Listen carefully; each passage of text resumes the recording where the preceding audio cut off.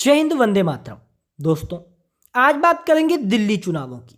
दिल्ली चुनाव बहुत ही नजदीक हैं। जिस प्रकार से दिल्ली में अरविंद केजरीवाल के भ्रष्टाचार सामने आ रहे हैं, उस तरीके से तो दिल्ली का चुनाव इस बार भारी पड़ने वाला है। दिल्ली का चुनाव बहुत अधिक रोमांचक इसलिए हो गया है कि कांग्रेस जो दिल्ली को सीरियस नहीं लेती थी, या यूं कहें कि दिल्ली की जनता कांग्रेस को सीरियस नहीं लेती थी, आज वो कांग्रेस दिल्ली में जी जान लगाकर चुनाव लड़ रही है। लेकिन इसी के बीच अब राहुल गांधी की खराब सेहत कहीं दिल्ली चुनाव में कांग्रेस को बारी ना पड़ जाए। जी हां दोस्तों, दिल्ली चुनाव से पहले राहुल गांधी की जो सेहत है वो खराब हो गई है। सेहत इतनी खराब कि राहुल गांधी को बोलने में भी दिक्कत हो रही है। अगर ऐसा ही रहा तो दिल्ली चुनाव में इसका उल्टा असर कांग्रेस की रैलियों पर, कांग्रेस के वोटर्स पर पड़ सकता है। दोस्तों, दिल्ली विधानसभा चुनाव 2025 में अरविंद केजरीवाल, मनीष सिसोदिया, सत्येंद्र जैन, कैलाश गहलोत और भी बहुत से नाम हैं जो जेल में गए हैं। हालांकि कैलाश गहलोत पर जो मुकदमे लगे थे, उसके बाद वो बीजेपी की वॉशिंग मशीन में जाकर धुल गए हैं। यानी उनके जो आरोप हैं वो भी एक प्रकार से बंद हो गए हैं, उनकी फाइलें बंद हो गई हैं, उन्होंने बीजेपी ज्वाइन कर ली है। लेकिन जिस प्रकार अरविंद केजरीवाल पर ईडी सीबीआई के छापे लगे हैं, उससे अरविंद केजरीवाल की इस बार थोड़ी सी मुश्किलों का सामना करना पड़ेगा। लेकिन क्या अरविंद केजरीवाल दिल्ली में फिर सरकार बना पाएंगे, ये एक बड़ा सवाल है। आपको क्या लगता है, कमेंट में जवाब दें। अब हम जल्दी से शुरू कर लेते हैं दिल्ली का सर्वे। दोस्तों, सेंट्रल दिल्ली की हम सबसे पहले बात करें तो 4 सीटें आती हैं। यहां पर 4 तो अरविंद केजरीवाल यानी आम आदमी पार्टी के खाते में जाएंगी 7 में से, और 3 जाएंगी एनडीए के खाते में। वहीं अगर हम बात कांग्रेस की करें तो सेंट्रल दिल्ली, यहां पर जो हम शुरुआत कर रहे हैं वहीं कांग्रेस पार्टी का सुपड़ा साफ।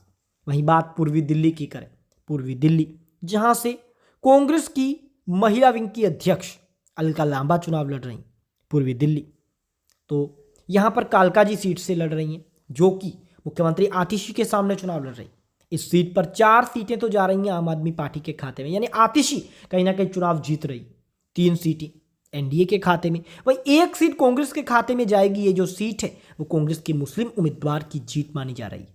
वहीं बात नई दिल्ली की करें, नई दिल्ली में 7 विधानसभा की सीटें हैं। नई दिल्ली जहां से अरविंद केजरीवाल की सीट आती है, तो 5 सीटें आम आदमी पार्टी, 1 सीट एनडीए, तो 1 सीट यहां से जो कांग्रेस पार्टी के उम्मीदवार है संदीप दीक्षित, वो चुनाव जीत रहे हैं।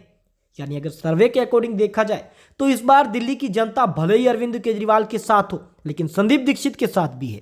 वहीं बात उत्तरी दिल्ली की करते हैं तो 8 सीटों पर तो दोस्तों यहां पर चुनाव है उत्तरी दिल्ली में, जिसमें से 5 सीटें आम आदमी पार्टी के खाते में, तो 3 ही सीटें एनडीए के खाते में भी जा रही हैं। यानी अगर देखा जाए तो उत्तरी दिल्ली के अंदर जो टक्कर है वो आम आदमी पार्टी और एनडीए के बीच है। लेकिन इस टक्कर में अरविंद केजरीवाल की पार्टी जो है एनडीए पर भारी पड़ रही है। लेकिन बीजेपी भी पिछली बार के मुकाबले बहुत जोरों शोरों से चुनाव लड़ रही है।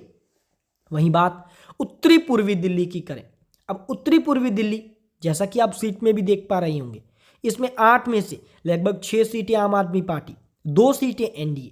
हालांकि अब तक अगर हम ऊपर नजर डालेंगे तो लगभग 38 में से 24 सीटें आम आदमी पार्टी, 12 सीटें एनडीए, तो 2 सीटें कांग्रेस पार्टी भी हासिल कर रही है। लेकिन ये जो गणित है, लगभग एनडीए से 2 गुना सीटें जो है वो आम आदमी पार्टी हासिल कर चुकी है। अब बात हम करते हैं उत्तर पश्चिम दिल्ली की। उत्तर पश्चिम दिल्ली में भी 8 ही सीटें आती हैं। यहां फिर से दोस्तों रोमांचक मुकाबला, 4 सीटें दोनों ही पार्टियां, दोनों ही गठबंधन हासिल कर रहे हैं। 4 सीटें आम आदमी पार्टी, तो 4 ही सीटें यहां पर एनडीए भी हासिल कर रही है। वहीं मित्रों, हम बात करते हैं दक्षिण दिल्ली की। दक्षिण दिल्ली जहां से अरविंद केजरीवाल बहुत मजबूत है। इस मजबूती का कारण बीजेपी और कांग्रेस बाहरी वोटरों को मानते हैं। बाहरी वोटर यानी रोहिंग्या मुसलमान। जी हां, अरविंद केजरीवाल 7 सीटें इस रीजन से हासिल करेंगे, दक्षिण दिल्ली की सीट से। वहीं 1 सीट यहां एनडीए भी हासिल करेगा, लेकिन कांग्रेस पार्टी यहां से कहीं ना कहीं जीरो रहने वाली है। वहीं बात हम करते हैं दक्षिण पश्चिम दिल्ली की। 8 सीटें दक्षिण पश्चिम दिल्ली के अंतर्गत आती हैं। इस जिले के अंतर्गत 8 में से 5 सीटें तो आम आदमी पार्टी सीधे हासिल कर सकती है, लेकिन 3 सीटों पर मुकाबला रोमांचक हो सकता है। 3 सीटें अभी के अकॉर्डिंग देखी जाए तो एनडीए यहां पर 3 सीटें हासिल कर रही है। यानी जैसा कि आप देख ही रहे होंगे, अब भी लगभग डबल डिजिट का फासला दोनों में है। लेकिन ऊपर अब हम अंतिम जिले पर पहुंच चुके हैं, तो पहले बात जिले की कर लेते हैं। तो पश्चिम दिल्ली आती है। पश्चिम दिल्ली में लगभग 8 सीटें आती हैं, जिसमें 3 सीटें तो जा रही हैं आम आदमी पार्टी के खाते के अंदर, वहीं 4 सीटें एनडीए के खाते में जा रही हैं, तो 1 सीट जा रही है कांग्रेस के खाते। मित्रों, कुल मिलाकर अब ऊपर देखिए, 70 की सीटों की हमने बात की है। दिल्ली में 70 सीटों में से 43 सीटें आम आदमी पार्टी, 24 सीटें एनडीए और 3 सीटें कांग्रेस पार्टी। यानी मित्रों, जो इस बार जो मुकाबला है वो बहुत रोमांचक है, क्योंकि जहां हम बात कर रहे थे कि डबल डिजिट का फासला, लेकिन वो डबल नहीं रहा, बिल्कुल कम हो गया है।